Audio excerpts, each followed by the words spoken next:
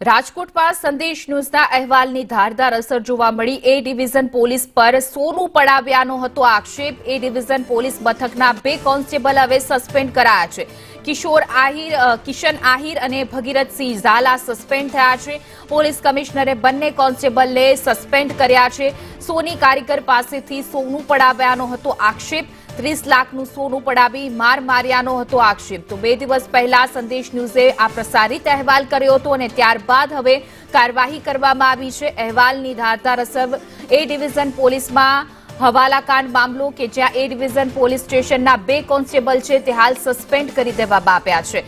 વધુ વિગતો સાથે અમારા સંવાદદાતા મયુર સરવૈયા જોડાઈ ગયા છે। જે મયુર, સંદેશ ન્યૂઝના અહેવાલ બાદ હવે કાર્યવાહી અને 2 કોન્સ્ટેબલ છે તે સસ્પેન્ડ કરાયા છે, શું છે અપડેટ? બિલકુલ હિના, રાજકોટ ડિવિઝન પોલીસ જે છે તેમની ઉપર હવાલાકાંડનો આક્ષેપ જે છે તે કરવામાં આવ્યો હતો અને ત્યારબાદ હવે પોલીસ કમિશનર જે છે તેમના દ્વારા કાર્યવાહી કરવામાં આવી છે। એ ડિવિઝન પોલીસ સ્ટેશનના 2 કોન્સ્ટેબલ જે છે તેમને સસ્પેન્ડ કરવામાં આવ્યા છે। કિશન આહિર અને ભગીરથસિંહ ઝાલાને સસ્પેન્ડ કરવામાં આવ્યા છે। ઉલ્લેખનીય છે કે 30 લાખનું સોનું પડાવવાનો આક્ષેપ જે છે તે સોની કારીગર હિરેન આડેસરા જે છે તેમને કર્યો હતો। સમગ્ર મામલે હિરેન આડેસરાના પિતા અશ્વિન આડેસરાએ આપઘાત પણ કર્યો હતો અને આપઘાત પહેલા સુસાઇડ નોટ લખી હતી, તેમાં પણ એ ડિવિઝન પોલીસ સ્ટેશનના ઉલ્લેખ જે છે તે કર્યો હતો અને હાલ સમગ્ર મામલે કાર્યવાહી જે છે તે કરવામાં આવી છે।